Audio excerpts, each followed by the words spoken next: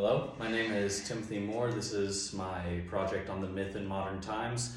Today I'm going to be exploring the myth of Loki the Betrayer, as well as touching on some other points like Loki's punishment, Baldur's Doom, kind of showing how those things, as well as other Norse myths, are adapted into modern society, modern culture, as well as some of my own personal experiences.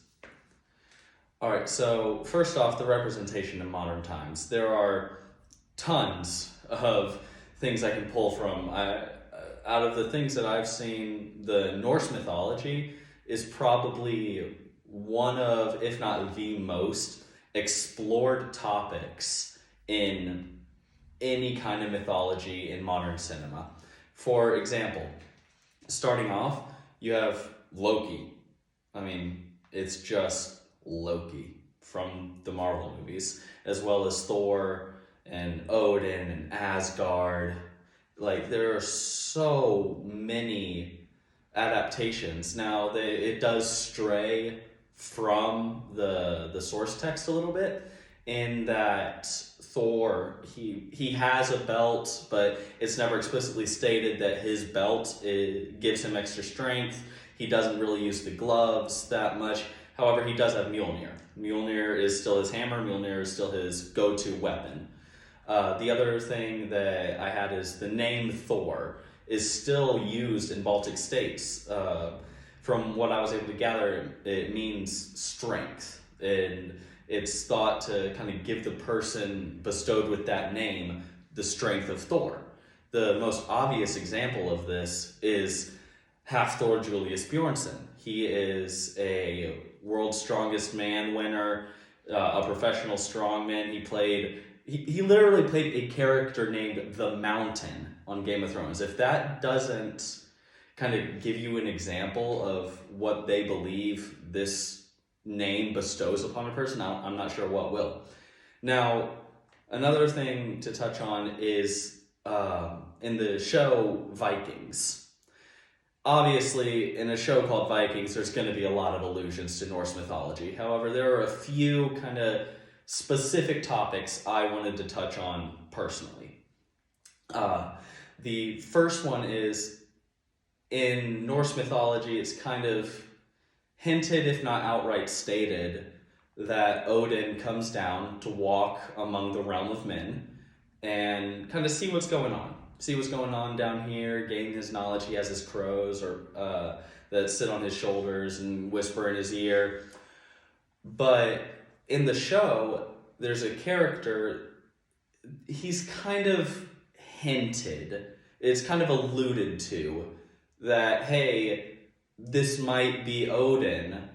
And when he impregnates one of the characters in the show, everybody goes crazy, like, oh, you're impregnated with Odin's child. Odin has come down and he has blessed you. Now, a more direct and kind of one-to-one comparison I can make is Floki's punishment. And yes, I said Floki, not Loki. Floki is a character that's obsessed with pleasing the gods. But he's also a trickster. He's a manipulator. He's a murderer. And there is a storyline that kind of one-to-one mirrors Loki's punishment from Norse mythology with Floki's punishment. Now, let's start kind of pairing off the comparisons here. Loki originally gets punished because he killed the most beloved god in Baldur. Floki kills off one of the most beloved humans in Athelstan. He was a Christian that everybody kind of loved. Next, Loki gets punished by having snake venom dripped onto his face while he's tied to a rock. Floki is chained up in a cave with water dripping down on his face forever. The person who gives him this punishment even says there is no way to please the gods. There is no relinquish from this torture. It just goes on and on and on. It is only suffering. And then the final thing that I wanted to hit on with this is Loki's wife holds a bowl over his head to catch the venom. And when she has to dump it out, a few drops spill on his face. Floki's wife does the exact same thing, She holds the bucket over his head, so even though he's standing, he can still get a few moments of rest. And then once the bowl is full, she empties it out on the ground. But when she empties it, the water spills on his face, continuing the torture. It never ends. Next slide.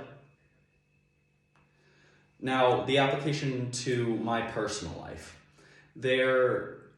So my family lineage, from my half-brother at least, he took an ancestry test, and it turns out our lineage traces back to the Nordic areas, back to Vikings.